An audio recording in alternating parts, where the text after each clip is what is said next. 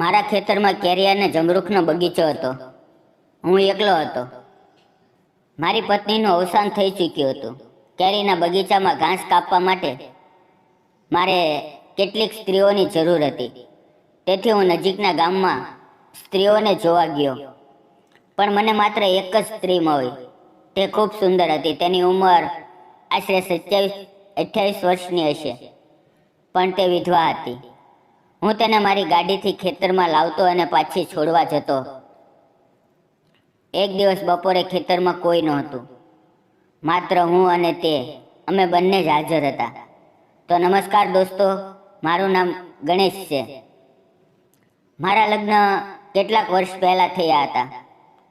મારી પત્નીનું નામ સેજલ હતું. તે ખૂબ સુંદર હતી, પણ એક સામાન્ય બીમારીને કારણે તેનું અવસાન થઈ ગયું. મને આજે પણ એ દિવસ યાદ છે જ્યારે મેં તેને પહેલી વાર જોઈ હતી. હું તેના ઘરે જોવા ગયો હતો. મારી સાથે મારા માતા પિતા અને કેટલાક અન્ય સગા પણ હતા. જ્યારે તે ચા લઈને આવી ત્યારે મેં તેને પહેલી વાર જોઈ. તે ખૂબ સુંદર લાગી રહી હતી. તેણે લીલી રંગની સાડી પહેરી હતી, કાનમાં ઝુમકા હતા અને કપા પર એક નાની બિંદી હતી. સીધી લાંબી નાક, ગોરો રંગ, પૂરી ઊંચાઈ અને કાળા રેશમી વાળ. તે ખરેખર ખૂબ સુંદર હતી. પહેલી જ નજરે હું તેના પ્રેમમાં પડી ગયો. જ્યારે તે મારા ઘરે આવી ત્યારે મેં તેને એક રાજકુમારીની જેમ સંભાળવાનું શરૂ કર્યું. તેને જે કંઈ જોઈએ તે હું લાવીને આપતો. હું તેના પર ખૂબ પ્રેમ કરતો હતો. તે પણ મારા પર ખૂબ પ્રેમ કરતી હતી. તેથી હું ખૂબ કાળજી લેતો હતો. હું ખેતરમાં ખૂબ મહેનત કરતો હતો, પણ તેને કદી ખેતરમાં લઈ ગયો નહીં. તે હંમેશા ઘરે જ રહેતી. પણ અચાનક તે બીમાર પડી ગઈ અને એ જ બીમારીમાં તેનું દેહાંત થઈ ગયું. અમારે કોઈ સંતાન નહોતું. હું પૂરેપૂરો એકલો થઈ ગયો. 1-2 વર્ષ એમ જ એકલતામાં વીતી ગયા. ખાવું પીવું, દિનચર્યા બધું અસ્તવ્યસ્ત થઈ ગયું. મેં ઘણી છોકરીઓ જોઈ, પણ બીજા લગ્ન થઈ શક્યા નહીં.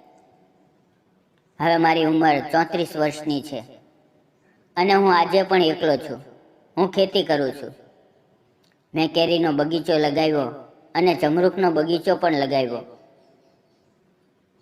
ખેતી કામ હું ખૂબ સારી રીતે કરું છું, પણ એકલા મારાથી બધું થતું નથી. તેથી મારે કેટલાક મજૂરો રાખવા પડે છે. અમારી પાસે એક ગામ છે. ત્યાંથી જ કામ માટે સ્ત્રીઓ બોલાવવી પડે છે. એમ જ એકવાર હું એ ગામ ગયો. મારી પાસે 2 વ્હીલ છે. મેં ત્યાં જઈને પૂછ્યું કે શું કોઈ સ્ત્રી ખેતરમાં કામ કરવામાં આવશે. ત્યારે એક વ્યક્તિએ કહ્યું, આગળ જઈને એક ઝૂંપડી છે, ત્યાં એક વિધવા સ્ત્રી રહે છે. તેની પાસે પૂછો, કદાચ તે કામ માટે તૈયાર થઈ જાય. હું એ ઝૂંપડીની સામે ગયો.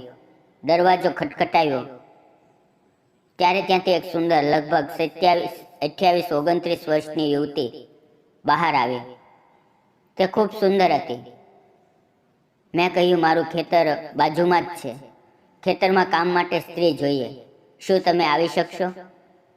તેણે કહ્યું, હા, મજૂરી 250 રૂપિયા થશે. મેં કહ્યું, ચાલશે. મેં 1-2 અન્ય સ્ત્રીઓ સાથે પણ વાત કરી, પણ તેમને આવવાનો સમય નહોતો. માત્ર એક જ યુવતી તૈયાર થઈ. તેણે કહ્યું, હું એકલી નહીં આવી શકું. મારી સાથે કોઈ અન્ય હોવું જોઈએ. નહીં તો તમારે મને લેવા મૂકવા આવવું પડશે, કારણ કે તમારું ખેતર અહીંથી દૂર છે, લગભગ 2 કિલોમીટર. તેથી જો તમે મને લેવા આવશો તો હું આવી જઈશ. મેં કહ્યું, હું તમને લેવા અને મૂકવા આવીશ. તે તૈયાર થઈ ગઈ. બીજે દિવસે સવારે 9:30 વાગ્યે હું એ સ્ત્રીને લેવા ગયો. કામ પર જવાનો સમય નક્કી હતો. હું થોડો વહેલો જ પહોંચી ગયો હતો. તેમણે મને અંદર બોલાવ્યો, બેસવાનું કહ્યું, મારા માટે ચા બનાવી. ત્યારે મેં તેને પૂછ્યું, તમારું નામ શું છે? ત્યારે તેણે કહ્યું, મારું નામ રોહિણી છે. થોડી વારમાં ચા વગેરે થઈ ગઈ. પછી તેણે ખાવાનો ડબ્બો ભરી લીધું અને અમે બંને બહાર આવી ગયા. મેં ગાડું ચાલુ કરી. તે ગાડી પર બેસી ગઈ. તે મારાથી થોડું અંતર રાખીને બેઠી હતી. હું ગાડી ચલાવતો હતો અને ચોરી ચોરી તેની તરફ જોઈ રહ્યો હતો. તેનો સુંદર ચહેરો ગાડીના શીશામાં અત્યંત સુંદર દેખાઈ રહ્યો હતો. હું તેને ગાડી પર લઈને ખેતરમાં ગયો. મેં તેને મારી ખેતી બતાવી. કેરીના બગીચામાં ઘણું ઘાસ ઉગી ગયું હતું. એ જ ઘાસ કાપવાનું હતું. મેં તેને મારી પૂરી વાડી બતાવી. તેને મારી ખેતી ખૂબ પસંદ આવી. પછી તેણે કામ શરૂ કર્યું. હવે મારા માટે ઘરે જવું પણ શક્ય નહોતું, કારણ કે એ સમયે એ સ્ત્રીને એકલી ખેતરમાં છોડવું યોગ્ય નહોતું. મેં પણ એક દાતરડું અને ખુરપી લીધી અને એ સ્ત્રી સાથે ખેતરમાં કામ કરવા લાગ્યો. તેનો સ્વભાવ ખૂબ વાતોડિયો હતો. તે ઘણી વાતો કરતી.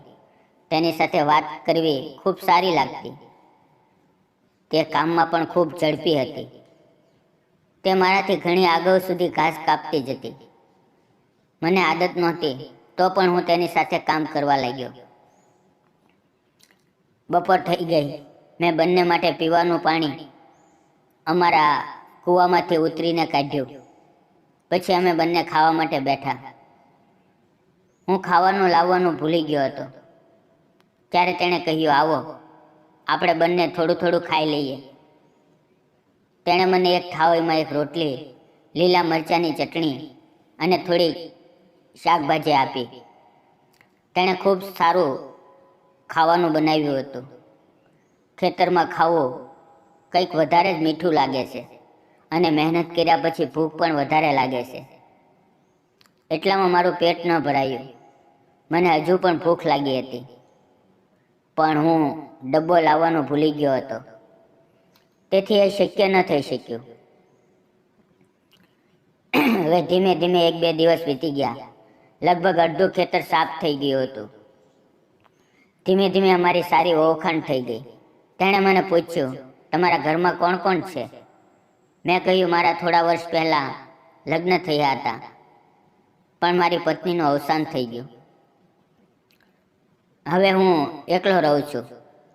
આ મારી ખેતી છે. આ બધું હું એકલો જ કરું છું. ઘણી છોકરીઓ જોઈ, પણ કોઈ છોકરી મને મળી નહીં. એમ જ વાત કરતાં કરતાં મેં પણ તેના વિશે પૂછ્યું.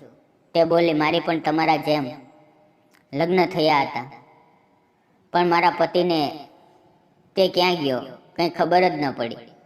હવે લગ્નને 8-9 વર્ષ થઈ ગયા છે, પણ તે કદી પાછો ફર્યો જ નહીં. કોઈ કહે છે તેનો અકસ્માત થયો અને તે મરી ગયો. પછી કોઈક રીતે અમારી સારી ઓળખાણ બની ગઈ. હવે અમે દોસ્તની જેમ વાતો કરતા. રોહિણી દેખાવમાં ખૂબ સુંદર હતી. હું રોજ તેને મારી ગાડીમાંથી લાવતો અને છોડતો. શરૂઆતમાં જ્યારે તે ગાડી પર બેસતી તો મારાથી થોડી દૂરી બનાવીને બેસતી. હવે તે મારાથી સટીને બેસવા લાગી હતી, કારણ કે તેને મારો સ્વભાવ પસંદ આવ્યો હતો. મેં કદી પણ તેને ખરાબ નજરે જોઈ નહોતી. હું તેને માત્ર પ્રેમની નજરે જોતો હતો. તે મારી સાથે હસી હસીને વાતો કરવા લાગી. એકવાર વરસાદની ઋતુ બની ગઈ. આંબાના વૃક્ષો હવે ઘણા મોટા થઈ ચૂક્યા હતા. બપોર થઈ રહી હતી. વરસાદ ઝડપથી પડવા લાગ્યો. અમે બંને વરસાદથી બચવા માટે કંઈ સાથે લીધું નહોતું. ખેતરમાં એક કાગળનું કંબલ હતું. મારું ધ્યાન અચાનક તેના પર ગયું. હું દોડીને તે લઈ આવ્યો અને અમે એક આંબાના વૃક્ષ નીચે બેઠા.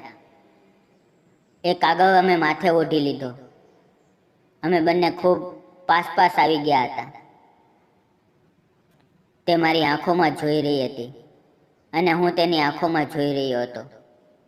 વરસાદ અચાનક બંધ થઈ ગયો. રોહિણી શરમાઈ ગઈ. પછી તે પાછી ખેતરમાં જઈને કામ કરવા લાગી. હવે હું તેના પ્રેમમાં પાગલ થઈ ગયો હતો. મને દર વખતે રોહિણી જ દેખાતી. સાંજે હું ઘરે ગયો. પણ એ રાત્રે મને ઊંઘ ન આવી. હું પથારીમાં ઇધર ઉધર કરવટ બદલતો રહ્યો. હું રોહિણીનું સપનું જોઈ રહ્યો હતો. રોહિણી મારી આંખોની સામેથી હટતી જ નહોતી. તે ખૂબ સુંદર લાગી રહી હતી. મને વારંવાર એમ લાગતું હતું કે તે મારી સામે જ ઊભી છે. મને તેનો આભાસ થઈ રહ્યો હતો. બીજા દિવસે હું રોહિણીને લેવા ગયો. રોહિણીએ આજે ખૂબ સુંદર સાડી પહેરી હતી. તેણે પોતાના વાળ ખુલ્લા છોડ્યા હતા. કપાળ પર ટીલકી લગાવી હતી, જેનાથી તેનો ચહેરો વધુ નિરખી રહ્યો હતો. ગામથી ગાડી થોડી દૂર નીકળી. હવે આસપાસ કોઈ નહોતું. રોહિણી મારાથી સટીને બેઠી હતી. રોહિણીએ મને અચાનક ગળે લગાવી લીધું અને મારા ખંભે માથું મૂકી દીધું. મને ખૂબ સારું લાગ્યું. અમે બંને ખેતરમાં પહોંચ્યા. રોહિણી નીચે ઉતરી. તે મારી તરફ જોઈ રહી હતી. તે મારી તરફ જોતી જોતી ખેતરમાં ચાલી ગઈ અને ઘાસ કાપવા લાગી. કદાચ રોહિણીને હું પણ પસંદ આવવા લાગ્યો હતો. તેથી તે એક પગલું આગળ વધી ચૂકી હતી. એ દિવસે ખૂબ તેજ ધૂપ હતી. ગરમી વધુ હતી.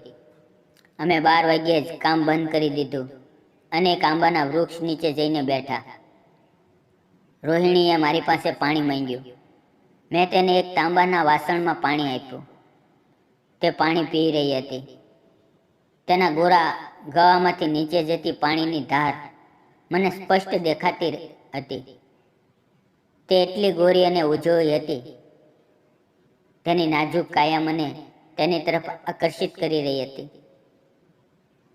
હું રોહિણીને એક ટક જોઈ રહ્યો. રોહિણીએ મારી પાસે પૂછ્યું, શું જોઈ રહ્યા છો?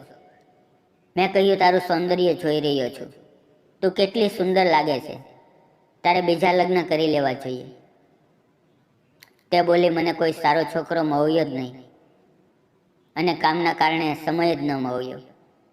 હું ગરીબ છું. કોણ મારી તરફ ધ્યાન આપશે? મેં કહ્યું, મને તું ખૂબ પસંદ છે. મને તારી જોડે પ્રેમ થઈ ગયો છે. રોહિણીની આંખોમાં તુરંત આંસુ આવી ગયા. ત્યારે તે ઉઠીને મારી પાસે આવીને બેઠી. તેણે પોતાનું માથું મારા ખોળામાં મૂકી દીધું અને મારી તરફ જોવા લાગી. હું તેની આંખોમાં જોતો રહ્યો. મેં તેનો હાથ પકડ્યો અને રોહિણી મારી સાથે વાત કરી રહી હતી. તે મને કહી રહી હતી, તમે પણ ખૂબ સારા છો. મને પણ તમારા પર પ્રેમ થઈ ગયો છે. ચાલો આપણે લગ્ન કરી લઈએ.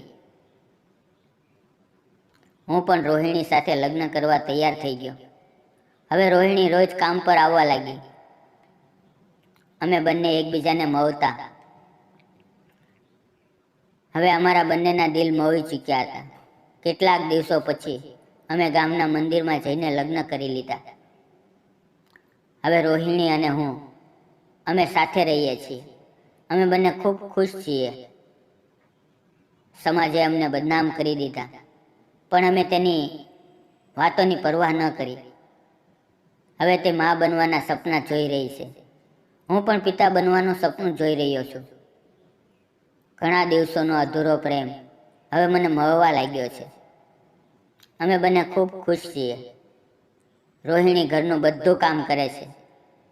હું ખેતરનું બધું કામ કરું છું. અમે બંને ખૂબ ખુશ છીએ. મિત્રો અને બહેનો, મેં રોહિણી સાથે લગ્ન કર્યા. આ વિશે તમને શું લાગે છે? શું મેં સાચું કર્યું કે ખોટું? કૃપા કરીને કોમેન્ટમાં જરૂર કહેજો. ક્યારેક જીવન અમારી પાસેથી બધું જ છીનવી લે છે, પણ કિસ્મતના વળાંક પર કોઈ એવો વ્યક્તિ મળી જાય છે જે ફરીથી જીવવાની આશા આપે છે. મારા જીવનમાંથી મારી પત્ની સેજલ ચાલી ગઈ, પણ મને રોહિણી મળી ગઈ. દુઃખમાંથી ઉગરવું સરળ નથી, પણ જ્યારે બે તૂટેલા દિલ એક સાથે આવે છે તો ત્યાંથી સાચા પ્રેમનો અર્થ જન્મ લે છે. અમારા બંનેની વાર્તા એ જ છે કે જીવન બીજી વાર મોકો આપે છે, પણ એક ક્ષણની રાહ જોવી પડે છે. અમારા બંનેના જીવનની વાર્તા તમને કેવી લાગી? જો પસંદ આવી હોય તો વિડીયોને લાઈક કરો અને ચેનલને સબસ્ક્રાઈબ કરવાનું ન ભૂલશો. ફરી મળશું આવતીકાલે મિત્રો એક નવી વાર્તાની અંદર. ત્યાં સુધી આવજો અને વિડીયો પૂરો જોવા બદલ આપ સૌનો ખૂબ ખૂબ ધન્યવાદ મિત્રો.